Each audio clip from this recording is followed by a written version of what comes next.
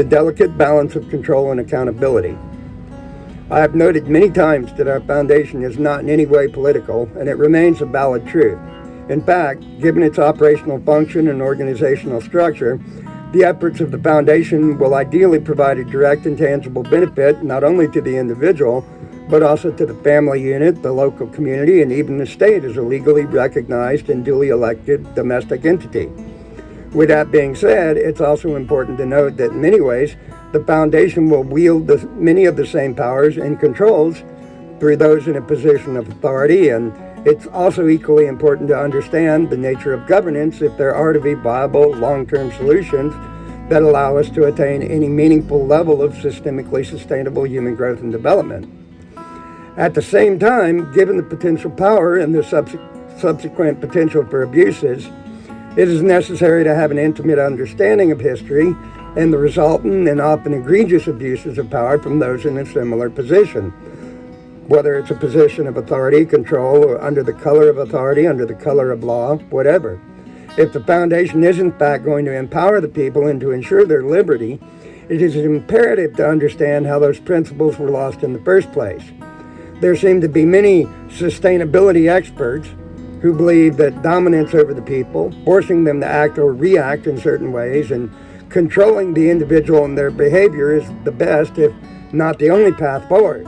Suffice it to say, we heartily disagree and would likely begin studying the rebellious zealotry and philosophies of Albert Camus a little bit more diligently were such an authoritarian approach introduced. The first question that must be asked, and I will focus on the American government here solely because that is the one I'm most intimately familiar with, and a direct question to you, the viewers: do you trust the federal government? Do you trust the government at all? According to current numbers from Pew Research, think what you will of them, love them or hate them, since 2007, the number of people saying they can trust the government always or most of the time has never surpassed 30%. At the time of this writing, 25% of Democrats and Democrat-leaning independents say they trust the federal government just about always or most of the time. This is in contrast to about 8% of Republicans and Republican-leaning centrists. Democrats report slightly less trust in the federal government today than they did a year ago at the time of this writing, while the views of Republicans and independents have been relatively unchanged over this period. If you are one of those individuals willing to put your entire faith and trust in governing agencies and their agents, this video is probably not necessarily relevant to you. If humanity were a perfect species, we would not need government at all. But unfortunately, when left unchecked, people tend to go off the rails a little bit, at least in terms of humanity as a whole. Thus, the historical solution has been to allow a select few people to place themselves, wholly unchecked, in positions of power as our lords and dear leaders, determining even the most minuscule details of our individual lives and what privileges we are allowed to enjoy based on edicts they have created, far too frequently for personal gain and private wealth in the case of many politicians and even the politicians turned lobbyists. Yeah, when people are left unchecked, they become crazy. So we put people who are completely unchecked in control of the entire system, often under the guise of public service, though any semblance of serving the public has long since been kicked out the proverbial window, at least where I grew up. Among far too many public officials, long gone are any pretenses of serving the people, securing the liberties of the people, or even working for and on behalf of the people. There are multiple millionaires serving the people, becoming multimillionaires on relatively minor salaries. Ben Franklin once noted, and I quote, "In these sentiments, sir, I agree to this Constitution with all its faults, if they are such, because I think a general government necessary for us, and there is no form of government but what may be a blessing to the people if well administered, and believe farther that this is likely to be well administered for a course of years, and can only end in despotism, as other forms have done before it. when the people shall become so corrupted as to need despotic government, being incapable of any other, end quote. And even Abraham Lincoln, despite being the one who formally institutionalized and formalized the centralized form of government that we enjoy today in these previously independent but united states of America, once noted himself that, quote, "We the people are the rightful masters of both Congress and the courts, not to overthrow the Constitution, but to overthrow the men who pervert the Constitution," end quote. And yeah, we can have that debate about Lincoln, but that's probably best for its own effort. Tangentially, at least related, we have Baron de Montesquieu, who noted among his many famous quotes that, quote, "There is no greater tyranny than that which is perpetrated under the shield of the law and in the name of justice," end quote. He further noted that, quote, "Anyone who possesses power has a tendency to abuse it. That anyone who possesses power has a tendency to abuse it is an internal truth. They tend to go as far as the barriers will allow," end quote. And while I may disagree with much of what Montesquieu has written, he does make many salient points as well, and they do deserve to be noted and taken into consideration. Perhaps, or at least among the most memorable quotes, is one from Lysander Spooner, wherein he noted, quote, "But whether the Constitution really be one thing or another, this much is certain, that it has either authorized such a government as we have had, or has been powerless to prevent it. In either case, it is unfit to exist," end quote. This should inevitably lead to the question of how the people can be put in a position of power to hold the organizational structures that hold such sway over them in check, and to ensure it remains wholly accountable to the people, which is rightfully serving and protecting, ideally. The answer, at least in the case of our foundation, seems to be the introduction of decentralized systems, unified and coordinated, but not controlled from a centralized seat of location. Excuse me. The powers granted to that centralized body need to be very few and very well defined. It sounds familiar, I know. And there needs to be a definitive separation of power. All that should sound at least relatively familiar to anyone who pays even a passing interest in politics or history, but that also reverts us right back to the position of listening to Lysander Spooner. Excuse me.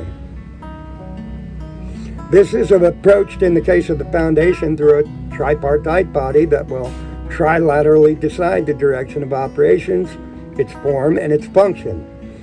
At the top is the foundation, and on the second layer is the incorporation, and then the local centers and the local community support services teams.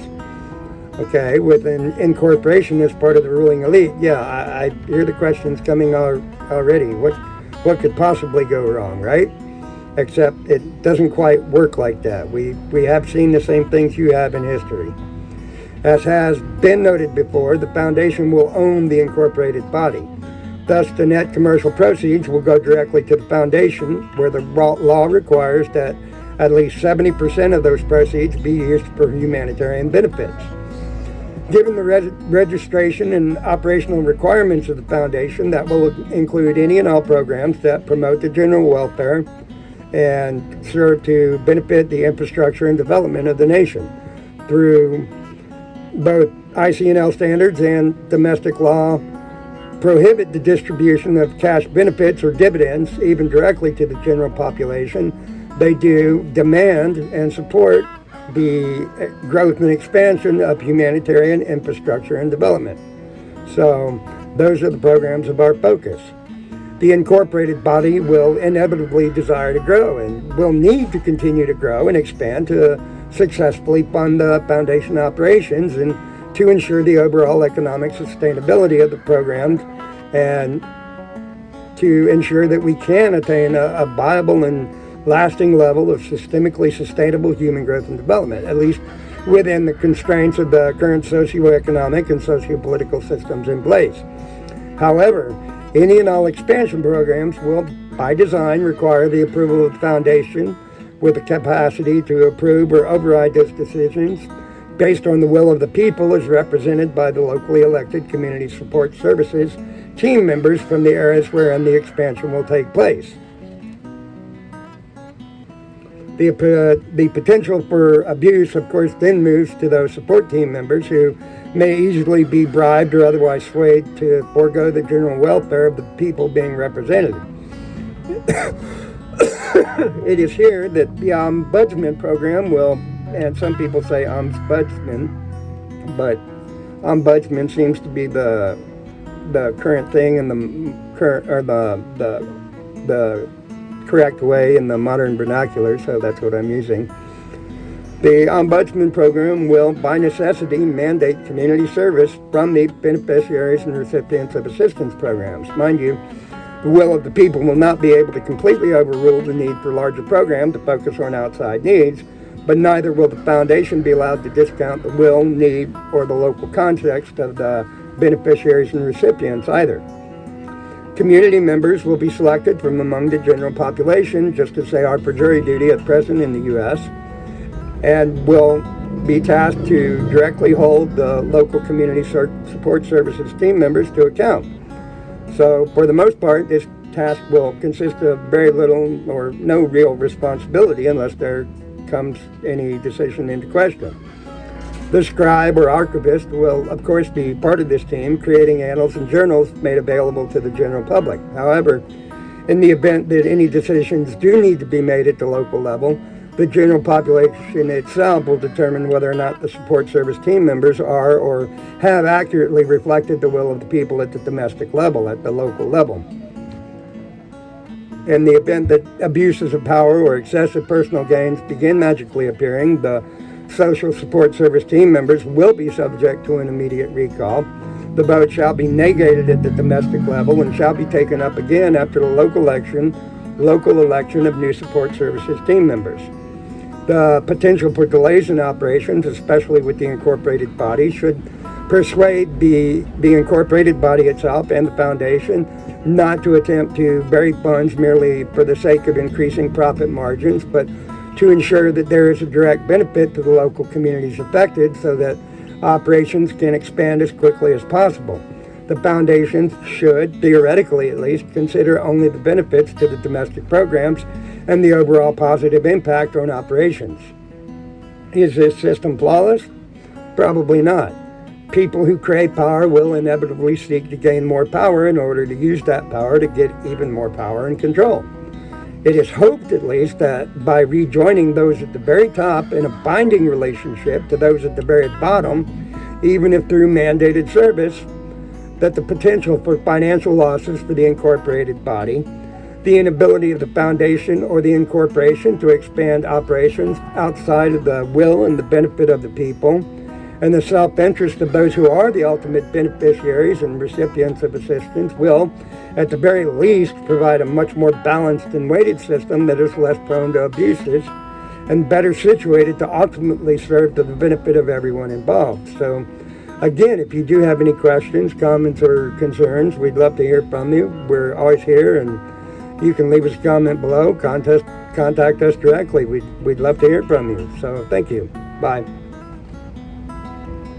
Please like, share, subscribe, and comment below. Music by Hatman.